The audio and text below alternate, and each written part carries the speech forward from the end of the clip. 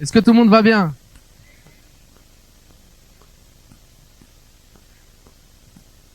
Vous n'avez pas passé un bon moment de louange là? Franchement, on a senti la présence de Dieu là. Franchement, moi, ça m'a fait beaucoup de bien. Merci pour ce temps de louange. Et j'ai envie de prier là. J'ai envie de prier pour la suite, pour tout ce qu'on va vivre. Seigneur, merci.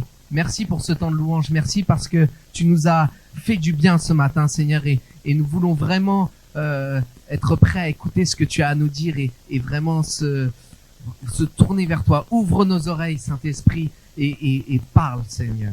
Amen. Amen. Alors, il y a quelques semaines, alors que je réfléchissais au message que j'allais apporter ce matin, j'avais une petite idée. Et puis, on est allé dans une autre église, et là, pendant le temps de louange, il y avait un chant qui a changé mes idées. Et le chant, il disait « Jésus, sois le centre, sois ma lumière, sois ma source, Jésus. » Et alors que je chantais ce chant, le Saint-Esprit m'a parlé à mon cœur. En général, il m'a posé une question. Et là, il m'a dit, mais est-ce que je suis vraiment le centre dans ta vie? Et du coup, ça m'a poussé à réfléchir, parce que moi, j'aime bien les chants, parce que des fois, je me concentre vraiment sur ce qui est dit. Et là, j'étais concentré sur ça. Et là, le Saint-Esprit me dit, mais est-ce que Jésus est vraiment le centre dans ta vie? Et j'ai réalisé que j'avais des progrès à faire, qu'il y avait des choses, des petites retouches à faire. Et du coup, ça m'a amené à la question, et c'est avec le thème de mon message, une question qu'on va creuser, c'est pourquoi et comment mettre Jésus au centre de ma vie? Est-ce qu'on peut dire Jésus, si vous dites Jésus soit le centre, est-ce que vraiment c'est quelque chose de vrai dans votre vie de tous les jours? Est-ce qu'il y a le PowerPoint qui s'affiche? Je sais pas. Jésus soit le centre. Alors, pour du coup comprendre ce que ça signifie le centre, on commence par le basique, on va regarder qu'est-ce qu'on nous dit sur qu'est-ce que c'est le centre en fait finalement. On comprend tout ce que ça veut dire, mais j'aime bien aller étudier j'ai voulu aller étudier. Et alors, je suis tombé sur une définition qui va, je suis sûr, vous éclairer. C'est la première que j'ai lue. C'est un point tel que tous les points d'une figure sont symétriques 2 à 2 par rapport à ce point. Là, vous me dites, waouh, ça va être compliqué. En gros, c'est le point central d'une figure. Ce matin, Isaac me dit, on apprend ça en mathématiques. C'est finalement, si vous avez un cercle, le centre, c'est le point au milieu. Donc, il est parfaitement égal de tous les côtés. Et sur n'importe quelle forme géométrique, si vous êtes sur le centre, en fait, les extrémités, elles sont à égale distance.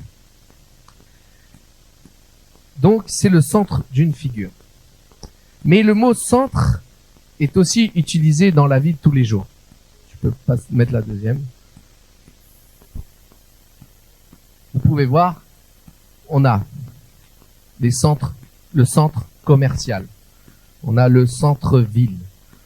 En fait, le centre, c'est là où se regroupent les commerces. Quand c'est centre commercial, c'est là où se regroupent les choses. Donc, en fait, le centre, c'est un point important. C'est un point de aussi rassemblement, finalement. Donc après, il y a plein de définitions. Et donc, le centre, en fait, c'est une place importante, c'est une place parfaite. Et on parle aussi du centre de gravité d'un objet. Le centre de gravité, la définition dit point de concentration des différentes forces qui permettent à un corps de se tenir en équilibre. Le centre de gravité, c'est le point central et qui maintient tout en équilibre. J'avais prévu une illustration, j'ai oublié. Si par exemple je prends une assiette, que je la mets et que je trouve le point parfait central, je pourrais tenir l'assiette, elle tiendrait parfaitement en équilibre. Là, je sens que j'en ai perdu certains. Ils disent, on va faire un cours de maths ce matin ou quoi là? En fait, c'est tout ça pour dire que finalement, le centre, c'est le point parfait. Et quand on place Jésus au centre de notre vie, eh bien, on garantit un équilibre parfait dans notre vie. Il a une importance dans notre vie et tout tourne autour de lui. Alors, première question, pourquoi faire de Jésus le centre?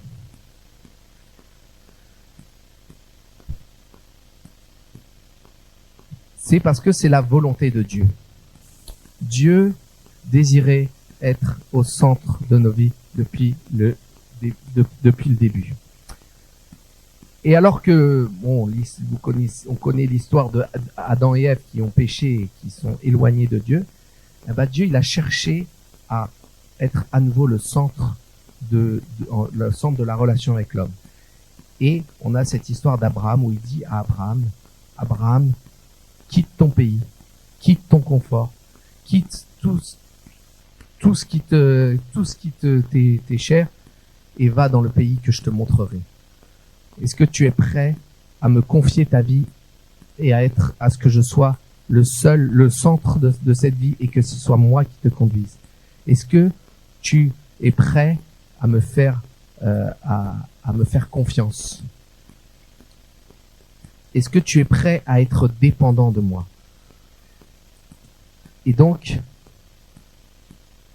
c'est de cette manière-là que Dieu se révèle comme le centre. Et puis, plus tard, on voit, vous voyez sur cette image-là, cette photo, en fait, quand on lit Nombre 2, au chapitre 2, verset 2, Dieu dit à Moïse, le camp du peuple sera installé autour de la tente de la rencontre à une certaine distance. En fait, Dieu, quand il a établi Israël, il a fait construire le tabernacle, sa présence, pile au milieu de toutes les tribus. Parce que Dieu, il voulait être proche. En fait, le fait d'être au centre de son peuple, c'est parce qu'il voulait être proche de son peuple. Et son désir, c'était d'être proche. Il veut être proche de toi dans ta vie. Il veut être celui qui est... Il veut être à la place la plus importante dans ta vie, parce que c'est la place la plus importante. Deuxième point, c'est pour mon bien.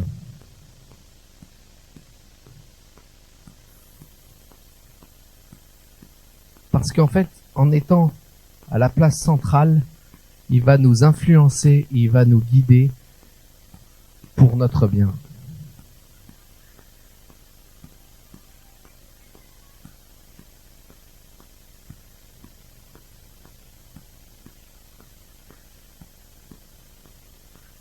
Dieu, il veut nous influencer.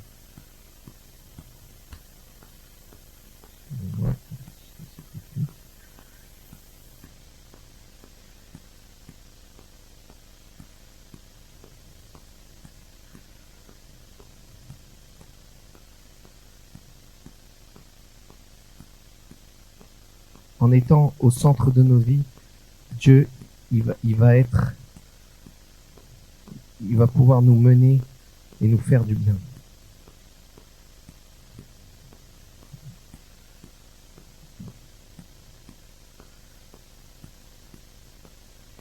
Donc,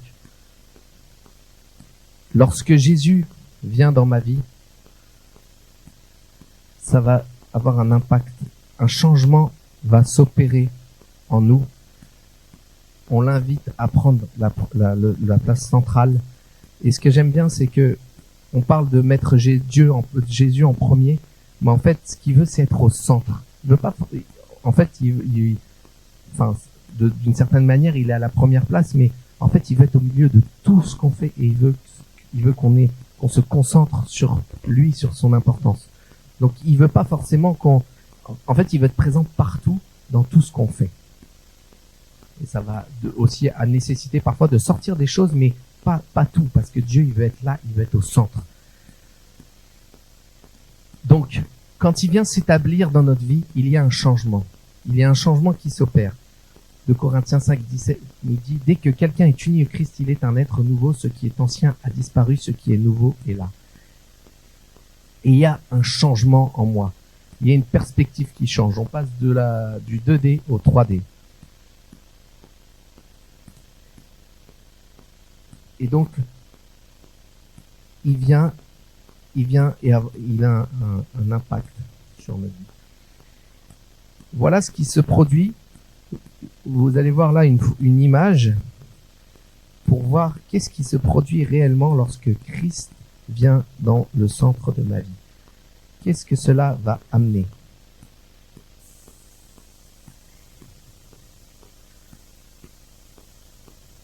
Donc on obtient ce cercle.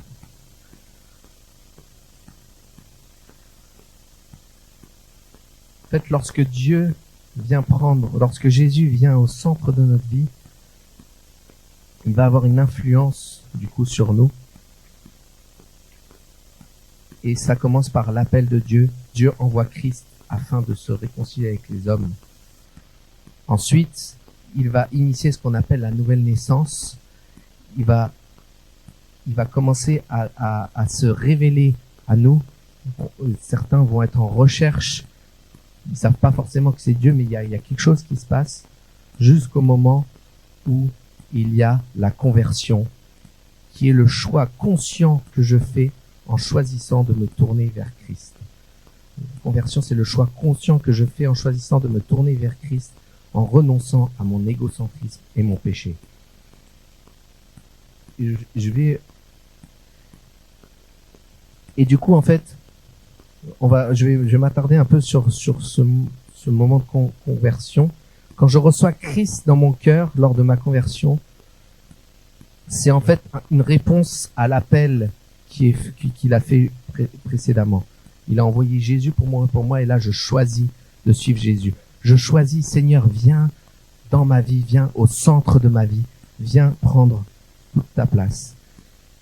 Et dans Colossiens 1, 22, il nous est dit, mais maintenant, par la mort que son Fils a subie dans son corps humain, Dieu vous a réconciliés avec lui afin de vous paraître devant lui saint, sans défaut et irréprochable. Colossiens 1, verset 22. En fait,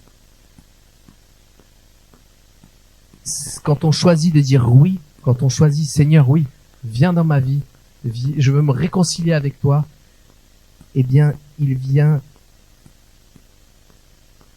nous transformer à l'image auquel il veut qu'on soit, à son image.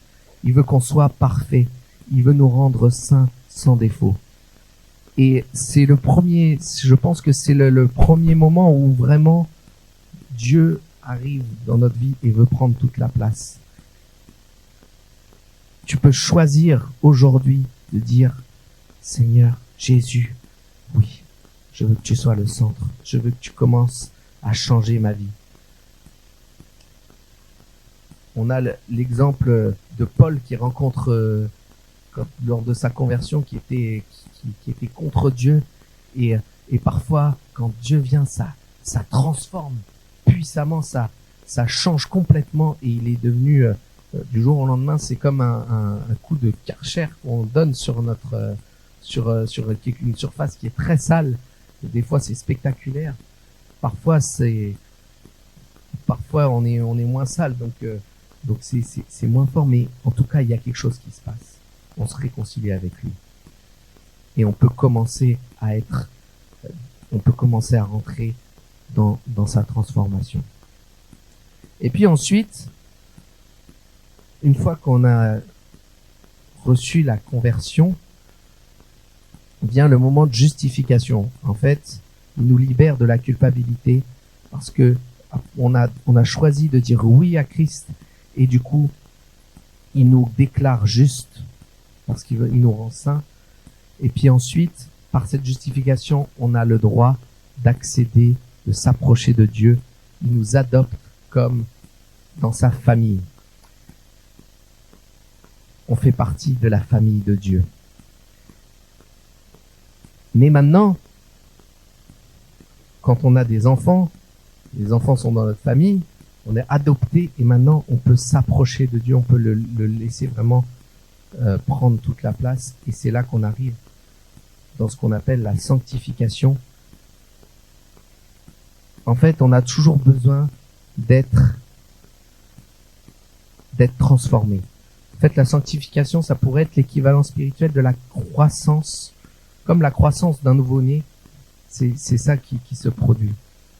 Je suis continuellement rendu plus juste. Je suis continuellement rendu plus juste.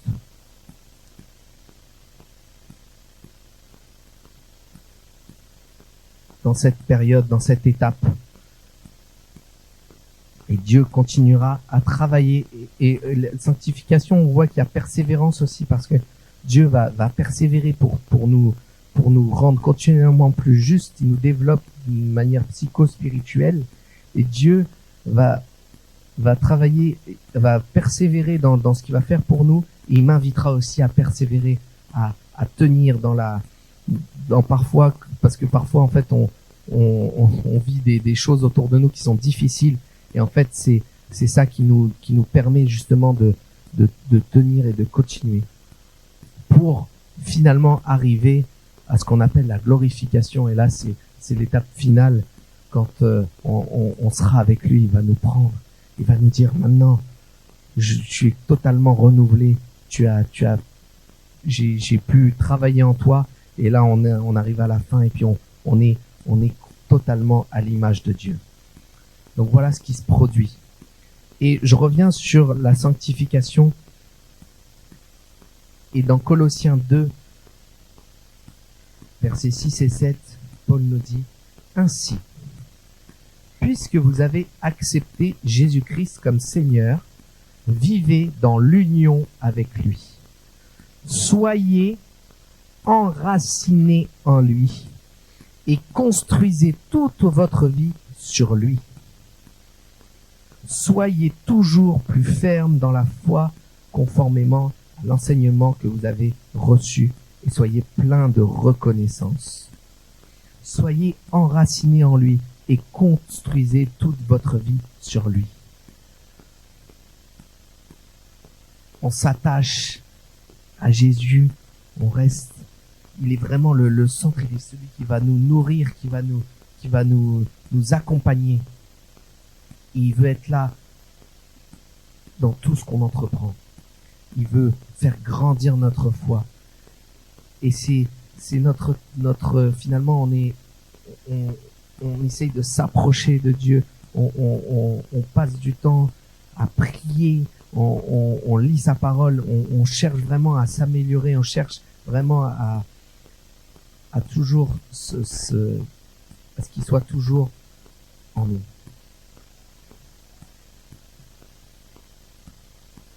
Ensuite, donc ça c'est, si on retient pour centrer sa vie, c'est au moment où je dis oui à Christ et quand je me laisse transformer par lui, je me laisse influencer par lui. Voilà comment il veut nous faire du bien. Voilà pourquoi c'est pour notre bien qu'il soit au centre de notre vie. Et dans la vie chrétienne, on est à différents stades. Et je pense que la plupart des chrétiens, c'est la période de sanctification, persévérance, où on atteint, où on a vraiment toujours un travail continuel à faire. Et peut-être que tu es en marche vers ça, tu as besoin encore de te libérer de la culpabilité. Et Jésus, il veut ce matin te dire, je t'ai justifié, aie confiance, continue. Viens, aie confiance de venir dans ma présence. Je suis là, je suis en toi. Je veux vraiment te libérer. Et si quelques-uns ont besoin d'être libérés de la culpabilité, que vraiment laissez-vous toucher par le Saint-Esprit. Alléluia. Alléluia. Bon, je crois vraiment que des personnes sont en train d'être libérées ce matin. Oh Jésus, je te prie vraiment de toucher. Alléluia. Recevez vraiment cette liberté. Alléluia. Alléluia. Ensuite, donc on a vu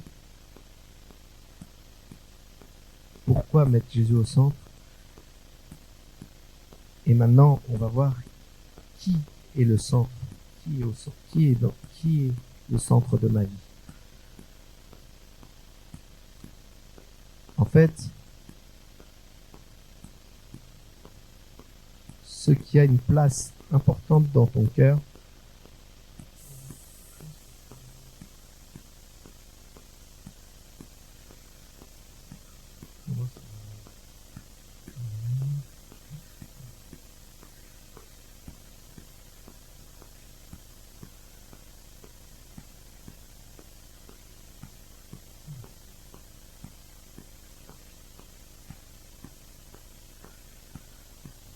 ce qui a une place importante dans ton cœur va définir, ce qui a une place importante dans notre cœur va définir ce que l'on fait, donc on voit vraiment l'influence que Christ a quand il est placé au centre de nos vies. Mais parfois, en fait, on a des choses autre chose qui prend la place. Et le centre, ce que je voudrais rajouter aussi, le centre, c'est aussi, la Bible parle aussi beaucoup du cœur. Et le centre dans nos vies, c'est aussi ce qu'il y a dans notre cœur. Et dans Matthieu,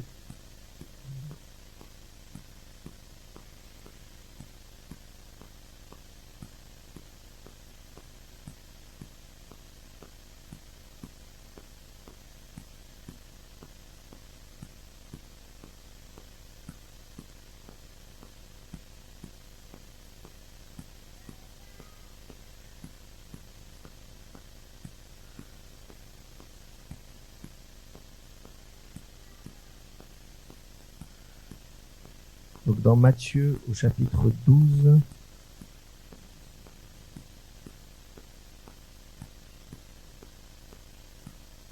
Matthieu chapitre 12 verset 33,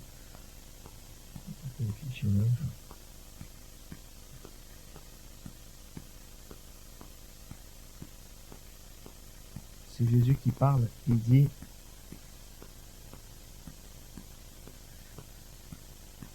si un arbre est bon, ses fruits seront bons. Si un arbre est malade, ses fruits seront mauvais. En effet, on reconnaît un arbre à ses fruits.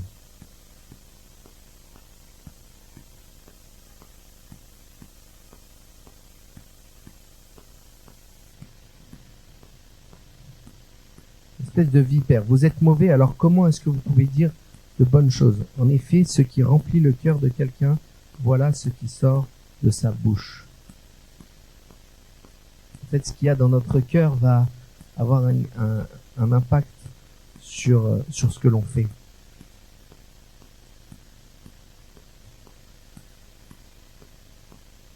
Et là, en fait, Jésus, il est en train de s'adresser à des pharisiens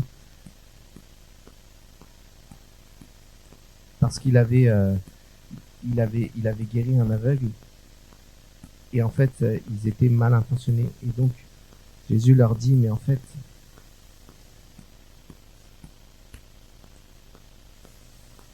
ce qu'il y a dans votre cœur, c'est ce qui peut influencer. Et en fait, je prends ce verset pour dire que ce qui a une place importante en toi va définir parfois la manière dont tu vas agir.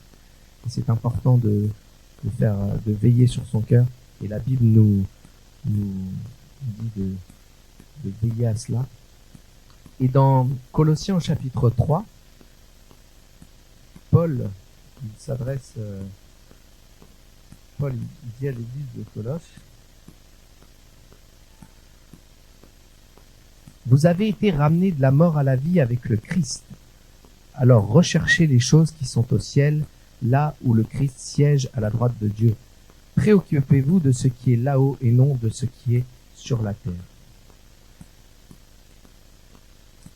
Et en fait, Paul, il s'adresse à une église et en fait, c'est une lettre qu'il a écrite. En fait, le début du chapitre 3, donc il commence comme ça, parce qu'en fait, à la fin du chapitre 2,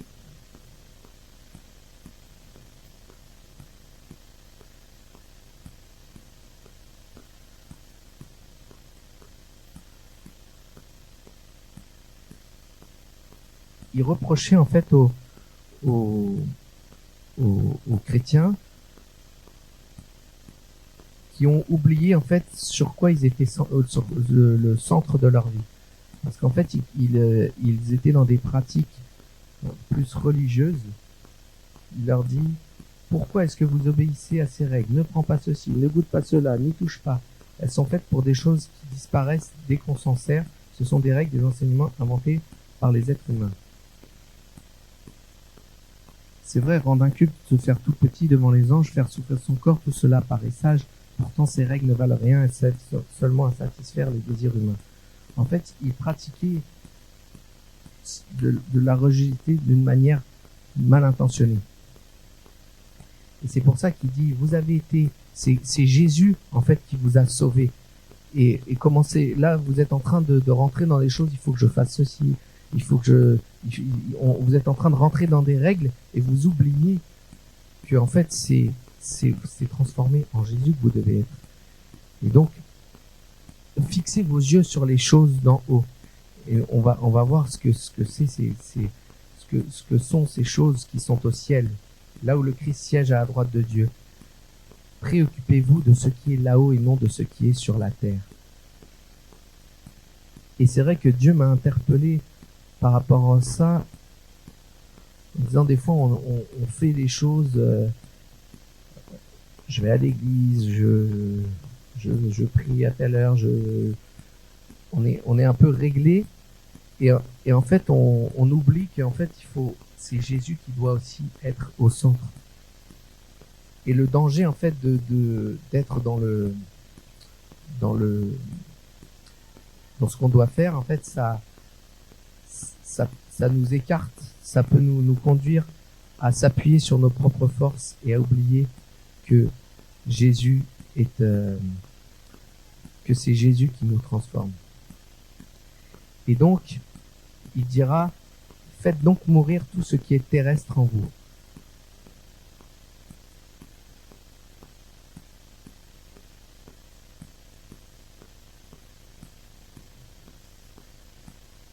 C'est pourquoi faites mourir ce qui appartient à la terre. Par exemple, mener une vie immorale ou impure, désirer des choses honteuses et mauvaises, chercher à avoir tout pour soi, ce qui est une façon d'adorer les feux de Dieu. Voilà ce qui attire la colère de Dieu sur ceux qui refusent de lui obéir. Autrefois aussi vous agissiez ainsi quand vous viviez cette manière. Mais maintenant, rejetez tout cela. Colère, violence, méchanceté, ne lancez plus d'insultes ni de paroles grossières. Ne vous mentez plus les uns aux autres. En effet, ce que vous étiez avant avec votre façon de vivre, vous en êtes débarrassé comme d'un vieux vêtement. En fait, il nous demande de rejeter tout ce qui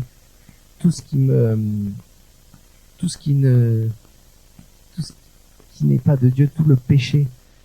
Et c'est ce que Jésus travaille en nous aussi pour rejeter ces choses qui nous dévient finalement de qui Jésus en fait finalement quand on commence à se dire il faut que je fasse bien, il faut que je mérite, et puis du coup on est fixé sur nous et on laisse plus Dieu, on laisse plus Jésus impacter notre vie.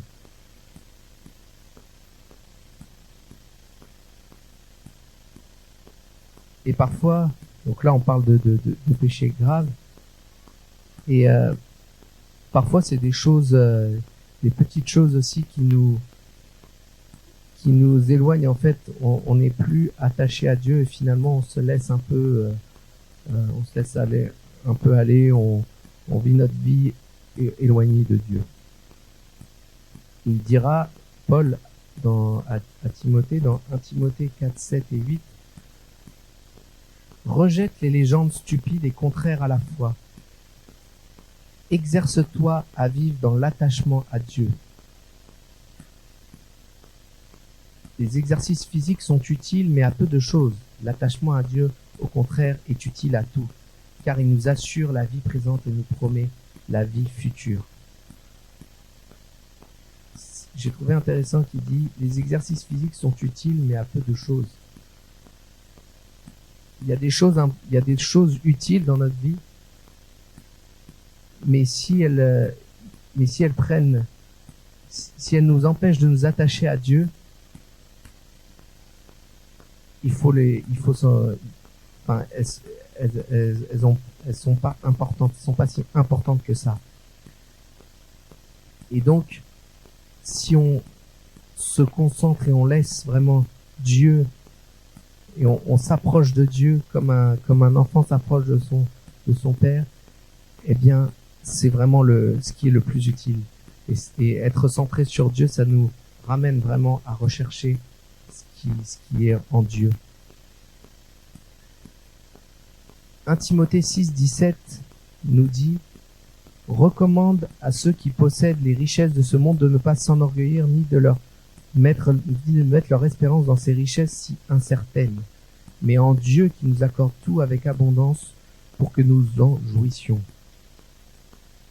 Recommande-leur de faire le bien, d'être riches en actions bonnes, d'être généreux et prêts à partager avec autrui, qu'ils amassent ainsi un bon et solide trésor pour l'avenir afin d'obtenir la vie véritable. » De la même manière, en fait, il y a des choses où on place notre espérance dans le matériel, et finalement, à nouveau, ça revient notre mérite à nous. Mais en fait, il veut nous inviter vraiment à être généreux, à pratiquer le fruit de l'esprit. Et en fait, les choses de Dieu dont Paul parle, c'est le fruit de l'esprit qu'on retrouve dans Galates 5, 22. Et on va le lire ensemble.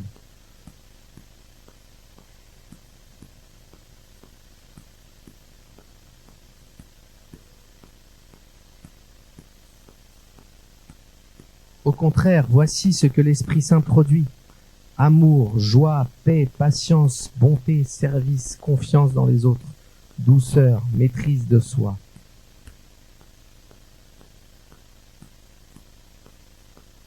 Paul nous invite à rechercher ces choses en priorité. Il nous invite à faire le tri.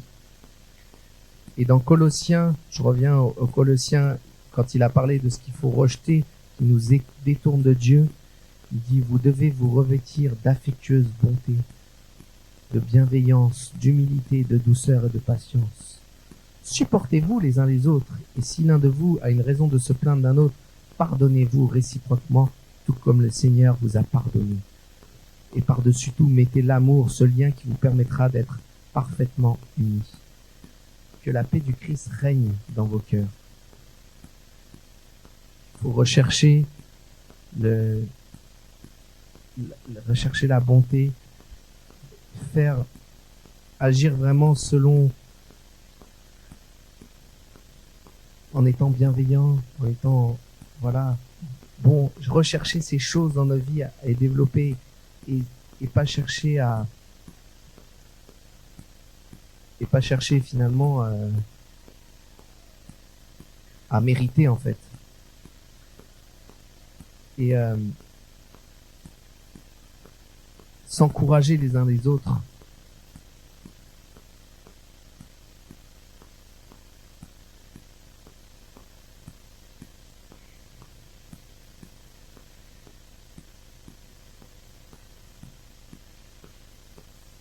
Et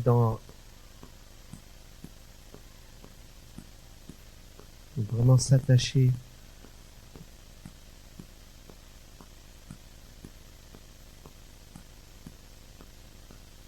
à la bonté de Dieu. Ensuite, il y a dans Apocalypse 2 au verset 5, c'est Dieu qui s'adresse à l'église d'Éphèse. On va le prendre.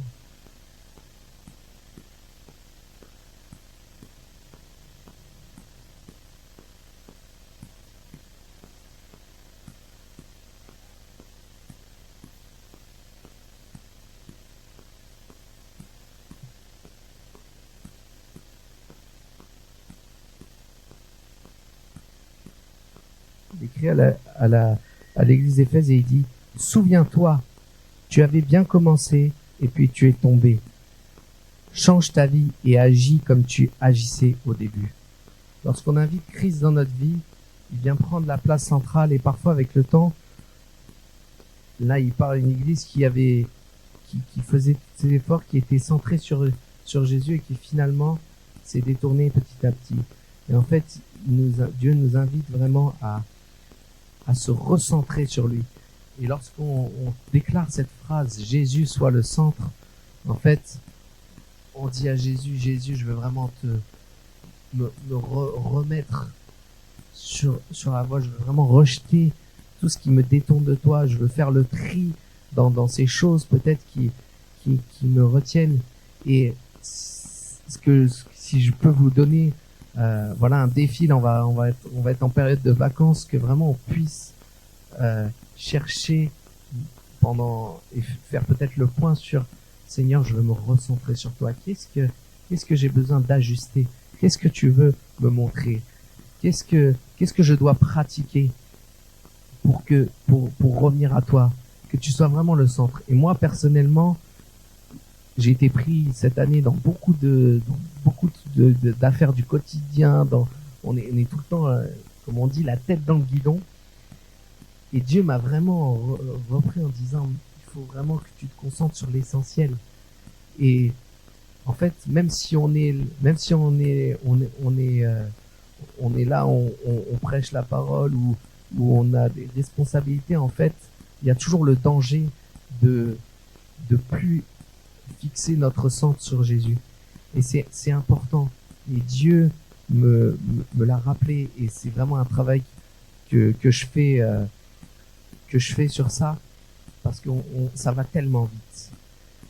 Et ce qui est important, c'est vraiment de savoir, en fait, de pointer à ce qui va pas.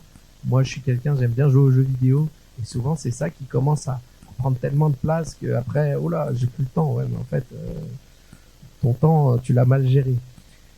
Et c'est ça aussi qui est important de savoir, et de savoir vraiment se remettre en question par rapport à ces choses qui nous écartent, parce que souvent ça commence par des petites choses qui nous déconnectent finalement de Dieu, et puis petit à petit on a le péché, le diable qui arrive à avoir des petites entrées, parce que on n'est plus sous la protection de Dieu. En tout cas, quand on prend du temps avec Dieu, quand on laisse se transformer, en fait, le péché s'éloigne quand Dieu est là. Et du coup, si on lui laisse, si on n'est plus avec, si Dieu n'est plus là, en fait, l'ennemi, il trouve toujours les petites failles. Il trouve toujours le petit moyen de se faufiler.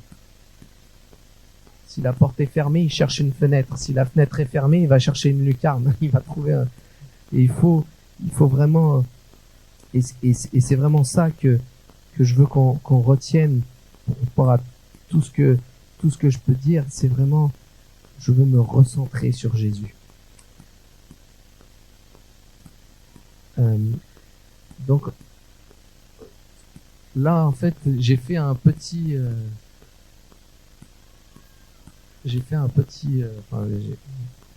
schéma là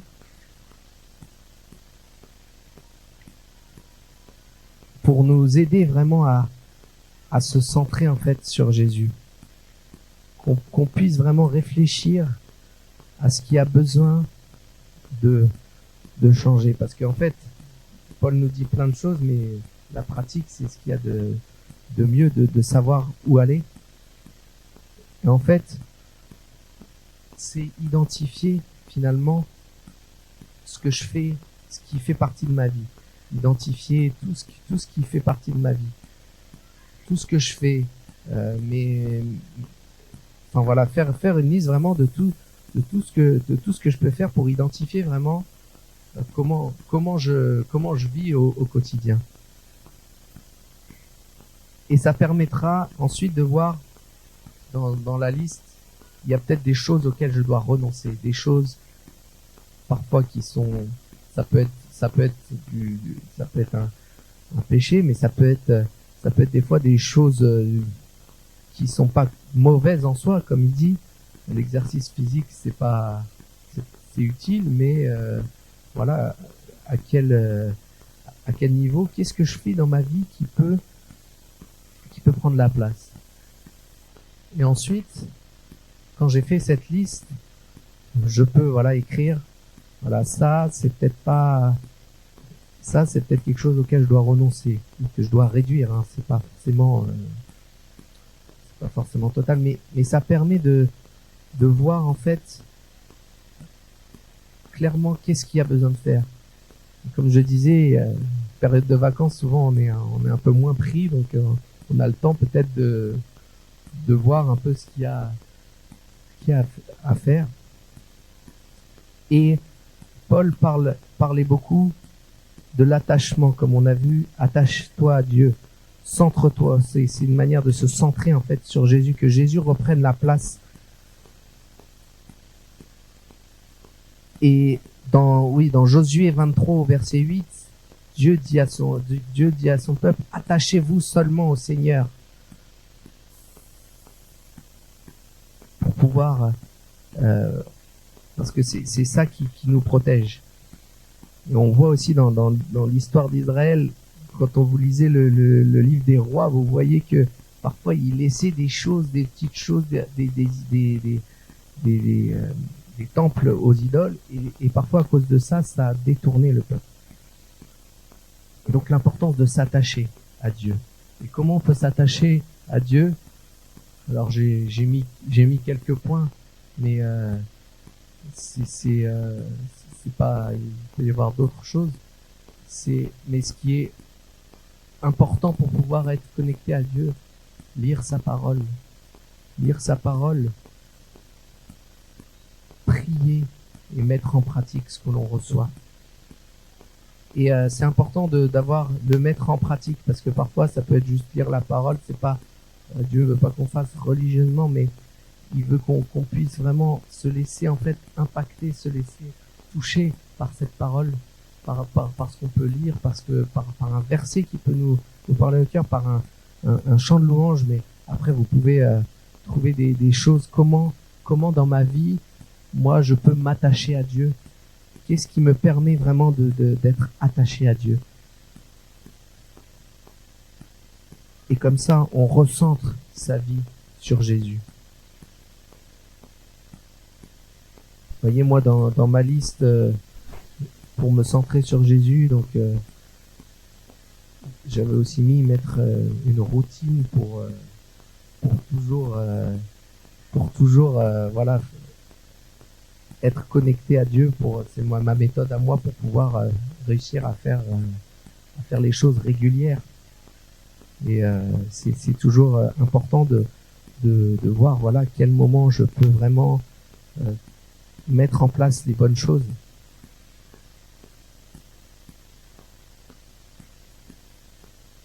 Et donc ce matin, on a pu voir, peut-être, je vous invite peut-être à vous lever. Je crois vraiment que le Seigneur, il veut être le centre. Et peut-être qu'il y a des choses auxquelles tu as pensé maintenant, des choses auxquelles tu aurais besoin de renoncer. Et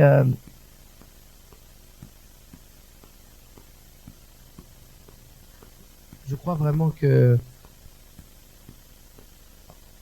Dieu, il a le désir vraiment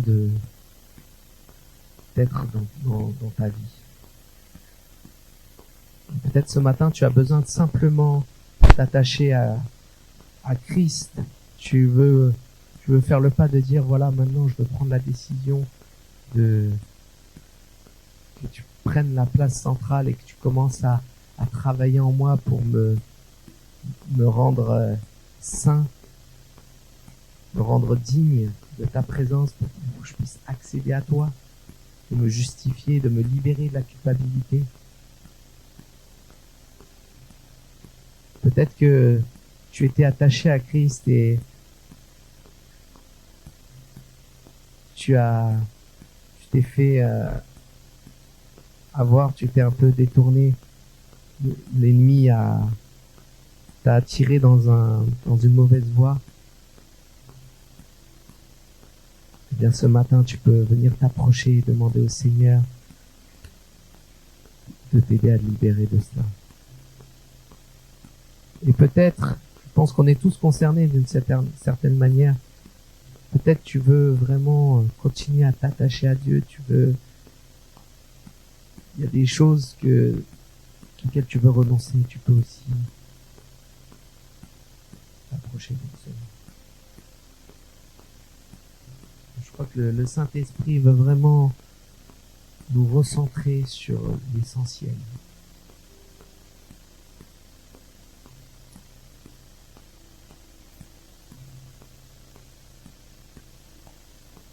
Seigneur Jésus, viens toucher les cœurs maintenant.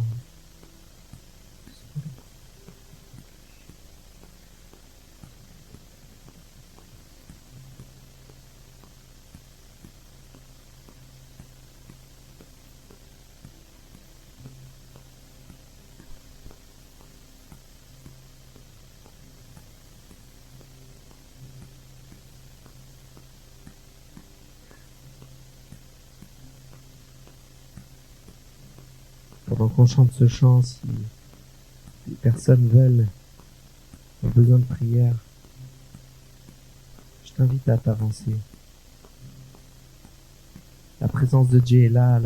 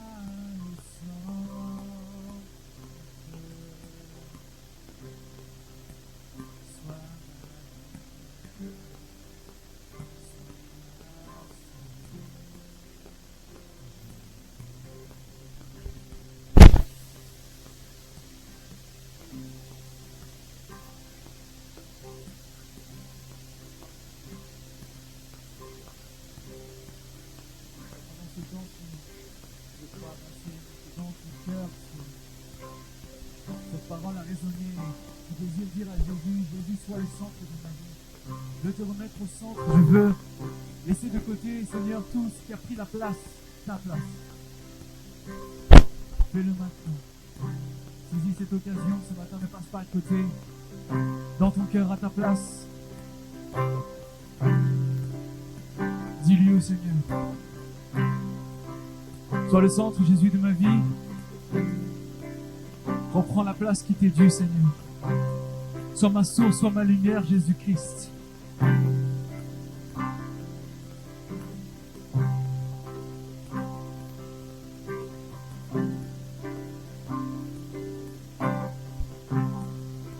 sois le centre de nos cœurs, sois le centre de nos vies. Jésus, nous ne voulons pas, Seigneur, passer un instant, Seigneur, de plus sans que toi, tu sois le centre. Parce que tu es le centre de toute chose. L'univers même a été créé par toi et tu es le centre de l'univers. Alors à combien plus forte raison, Seigneur, nos vies doivent être centrées sur toi. Jésus,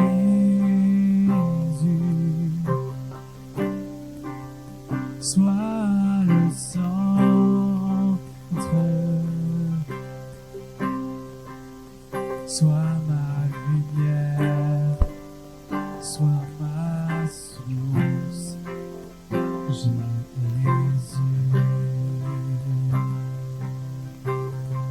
Sois le feu dans mon cœur, sois le feu dans mon cœur, sois le vent dans mes voiles, sois le vent dans mes voiles, sois la raison de ma vie, sois la raison de ma vie, Jésus,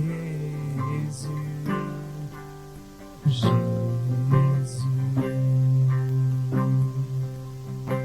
Chantons ensemble, Jésus soit le centre. Jésus, sois le centre. Sois ma lumière. Sois ma source. Jésus.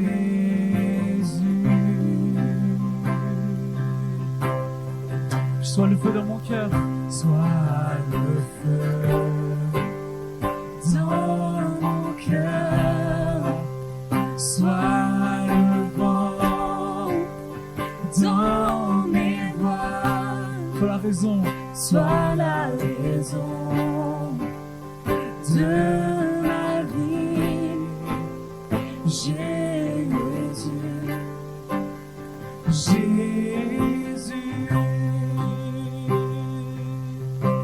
C'est toi, Seigneur.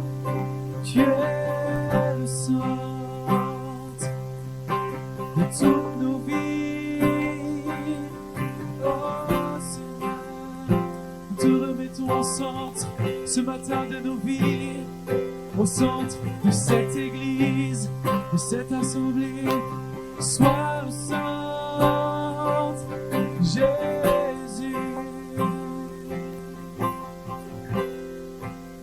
Sois au centre.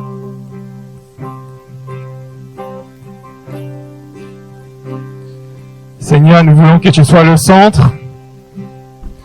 Nous voulons, Seigneur, que tu puisses vraiment être, comme Timothée nous l'a dit, ce point d'équilibre dans notre vie.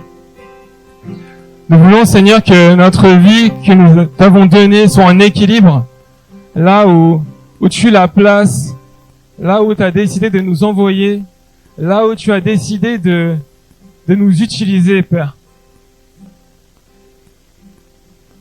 Dieu veut que nous le mettions au centre. Ça, c'est une chose. Dieu nous dit aussi dans le psaume 37,4, « Faites de l'Éternel vos délices et il vous donnera ce que votre cœur désire. » Et ce passage, il est clair. Certes, pour le mettre au centre, il faut que nous puissions faire notre part aussi. Que nous puissions faire de lui nos délices. Nos délices pour qu'on puisse avoir envie de le suivre. Mais cela est très difficile si nous avons en plus dans notre vie des choses qui nous accablent. Du péché qui vient nous rappeler que nous sommes finalement coupables. Lorsque nous avons ces choses qui nous traînent en arrière, qui nous empêchent d'avancer dans nos vies. Dieu veut aujourd'hui que cela saute. Dieu veut aujourd'hui que cela parte. Car comment allons-nous chercher à faire sa volonté? Comment allons-nous tout simplement rentrer dans les plans qu'il a prévus pour nous si nous sommes toujours accrochés à notre péché? Ce que je pense que Dieu a envie de nous dire ce matin, c'est de laisser ce péché pour qu'on puisse courir cette course. dans Hébreux 12 au verset 1 et 2, on peut lire cette chose-là. En ce qui nous concerne, nous sommes entourés de cette grande foule de témoins. Débarrassons-nous donc de tout ce qui alourdit notre marche, en particulier du péché qui s'accroche à nous si facilement. Et courons résolument la course qui nous est proposée. Gardons les yeux fixés sur Jésus, celui par qui notre foi a commencé et qui l'amène à sa perfection. Gardons nos yeux fixés sur Jésus. Et ça, tu peux le faire uniquement si tu as ce péché qui est finalement sorti de toi. Si tu as ce péché qui est sorti de toi, tu peux finalement courir vers lui. Tu peux rester les yeux fixés sur Jésus et non fixés sur ton péché, non fixés sur tes envies, non fixés sur ce que ta nature propre te donne l'envie de faire. Ce que Dieu nous a donné, c'est un esprit qui nous donne envie d'accomplir ses désirs et non les désirs de nos propres chairs. Alors j'aimerais qu'on puisse ce matin nous soumettre à cet esprit, qu'on puisse ce matin chercher Dieu qui puisse nous libérer de n'importe quelle chose qui vient sur nous. Que ce soit même si tu es sorti d'un péché, que si une tentation revient, tu puisses prendre l'autorité et dans le nom de Jésus, le nom que nous avons chanté, remettre tes pensées en ordre devant Dieu. Détourner ton regard de toutes les choses qui t'attirent, que ta nature cherche à te donner, ta nature propre cherche à te donner, et garder ce regard fixé sur Jésus-Christ. Donc j'aimerais qu'on puisse tous se lever en cet instant. Levons-nous tous en cet instant, s'il vous plaît.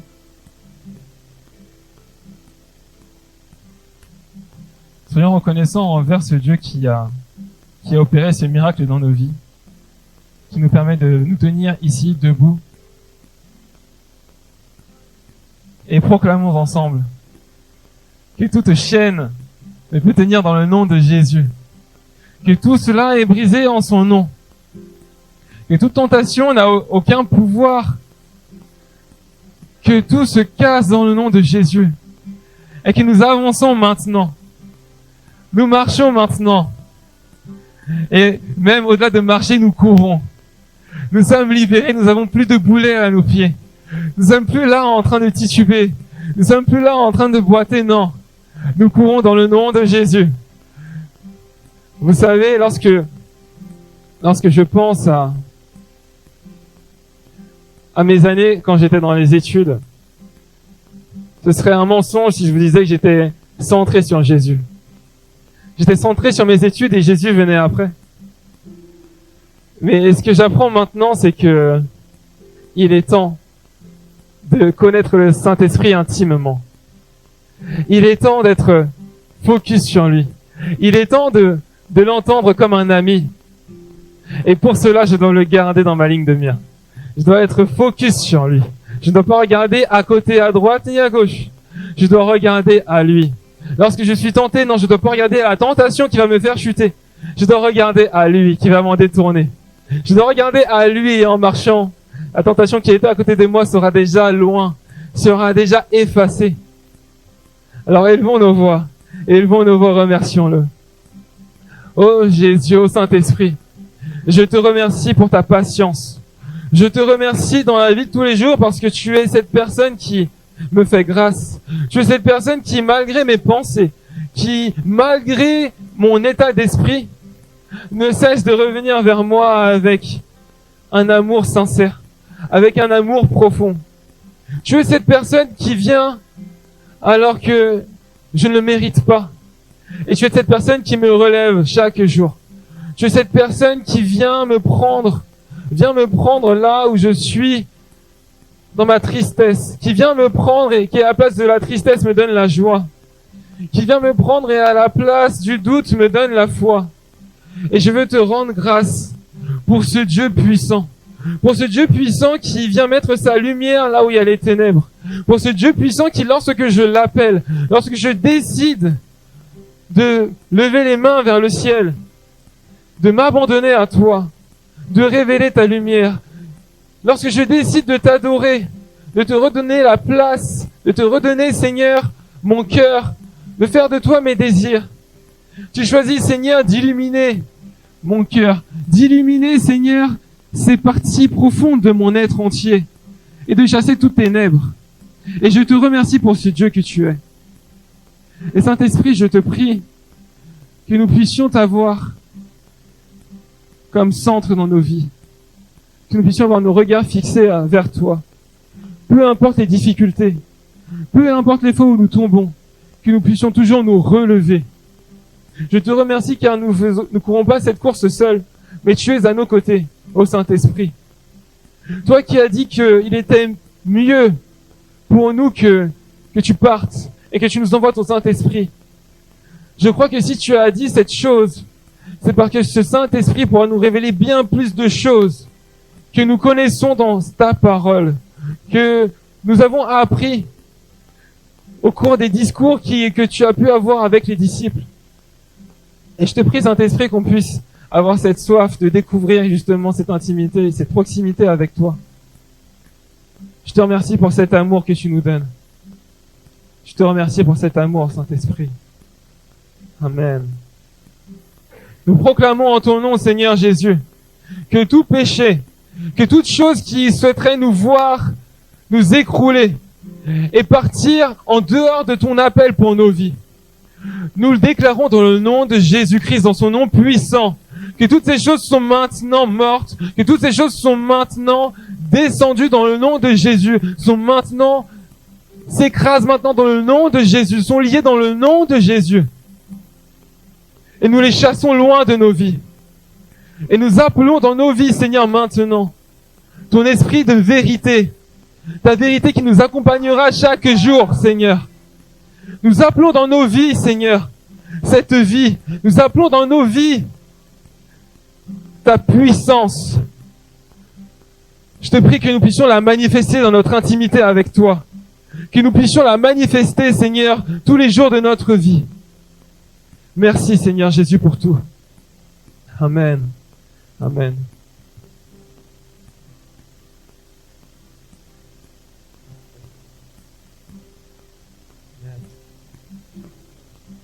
Ce matin, Dieu il parle à une jeune fille, très jeune fille. Tu dis que ces temps ne sont pas faits pour toi, que ces temps ne sont pas encore de ton âge, mais le Seigneur ce matin te dit, c'est à toi que je parle ce matin. C'est à toi que je parle et écoute bien. Tu n'es pas trop jeune pour connaître mon amour. Tu n'es pas trop jeune pour me donner ton cœur. Et ce matin, ce que je te demande, c'est de dire de tes lèvres, je te donne mon cœur. Donne-moi ta vie et tu verras, les choses vont changer. Ta vie va s'illuminer parce que je serai là. Ce matin, Dieu, il parle encore à certains d'entre vous. Il y en a qui n'ont pas osé demander pardon à Dieu ce matin. Parce que vous voulez garder une image. Vous ne voulez pas faire tomber le masque. Mais ce matin, le Seigneur vous dit, moi, je vois dans ton cœur. Je vois dans ton cœur, je vois ce que tu fais quand personne n'est là. Je te vois.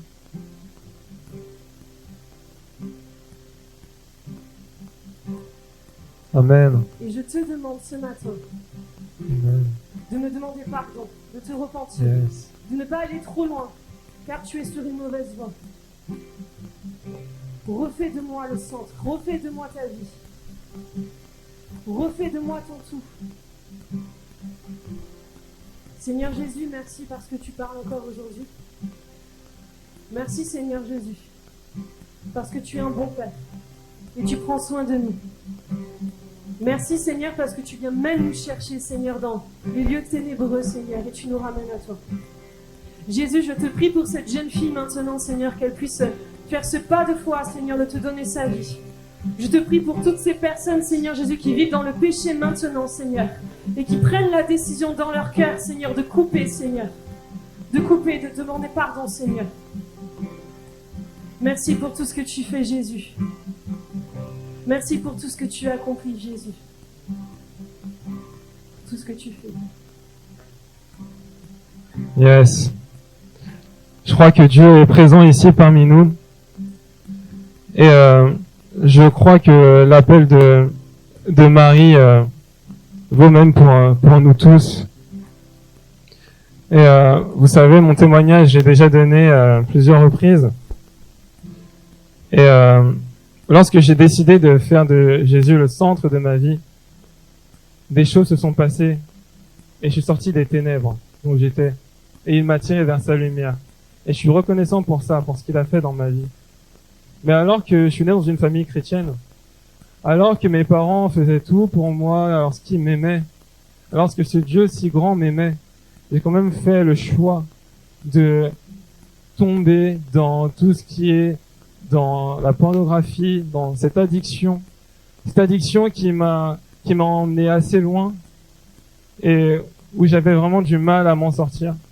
Et le jour où j'ai décidé de laisser la chance de s'exprimer à Dieu, lorsque j'ai décidé de laisser Dieu faire ce qu'il voulait de ma vie, lorsque je l'ai appelé, lorsque j'étais tenté, il a répondu, en chassant ses ténèbres par sa lumière.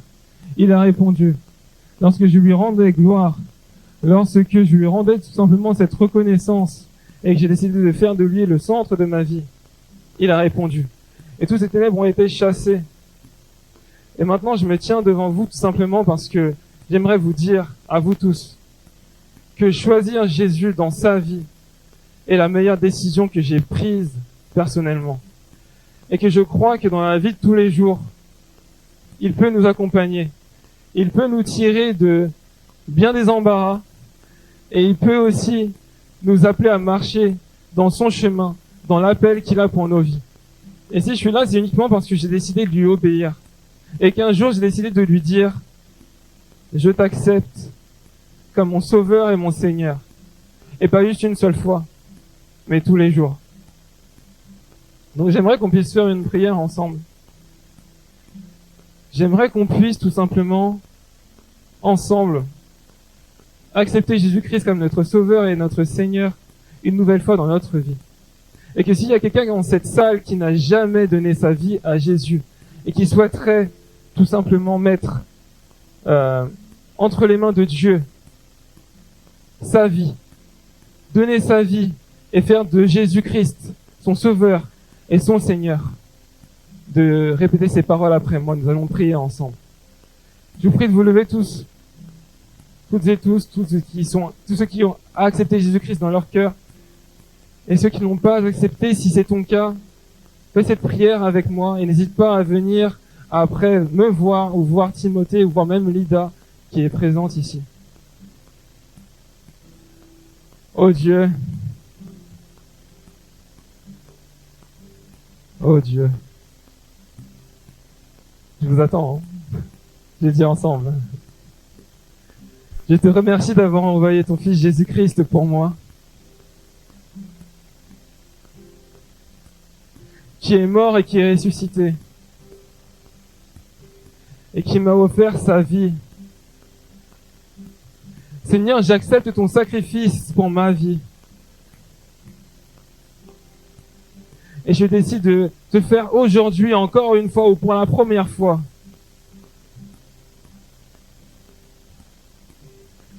mon Sauveur et mon Seigneur. Amen. Amen. Yes.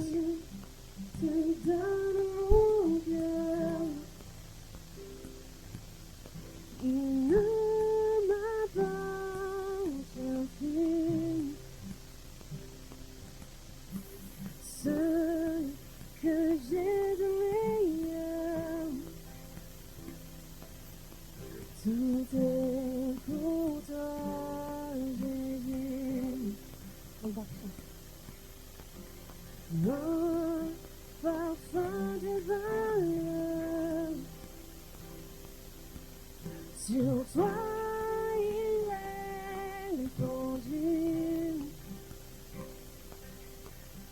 c'est au fond de mon cœur, je suis à toi, Jésus, oui, prends mon âme.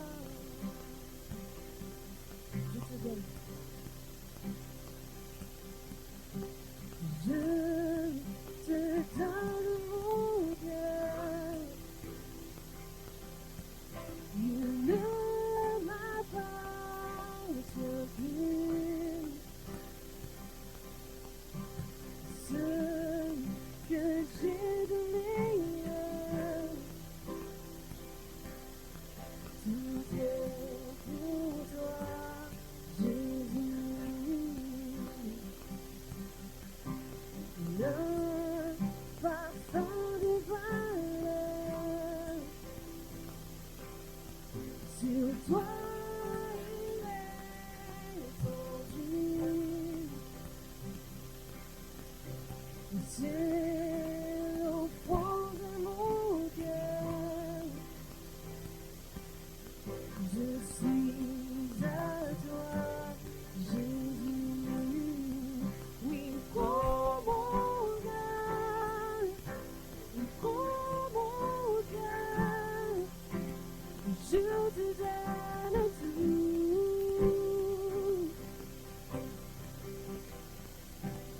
Prends ma vie, oui, me voici.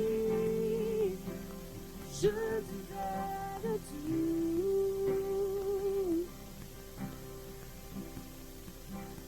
Mon cœur est à toi.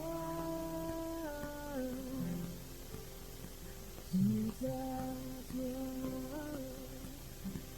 Mon cœur est à toi. Mon cœur est à toi. Tout à toi.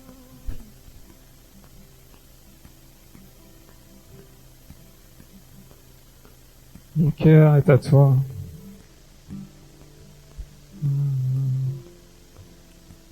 Tout à toi. Amen. Pour finir ce culte, j'aimerais donner l'opportunité à quelqu'un d'adresser une prière de reconnaissance. Si quelqu'un a à cœur vraiment quelque chose qui déborde là maintenant et qu'il aimerait juste exprimer sa reconnaissance, bah vas-y, fais-le maintenant. J'aimerais que tu puisses juste prendre ce temps et nous faire aussi bénéficier de cette reconnaissance que tu adresses à Dieu.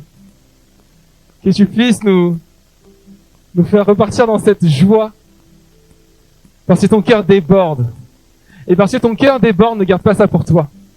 Donne-le à tes frères et à tes sœurs en Christ.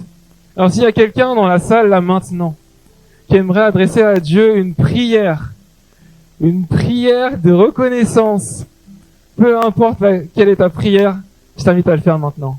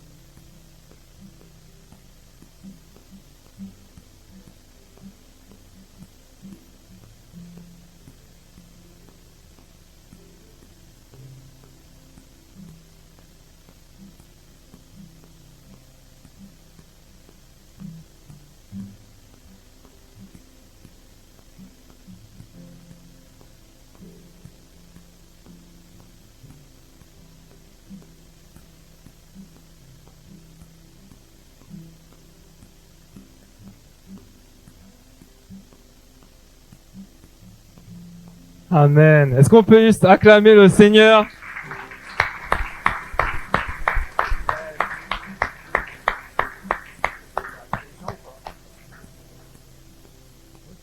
On part sur un dernier chant.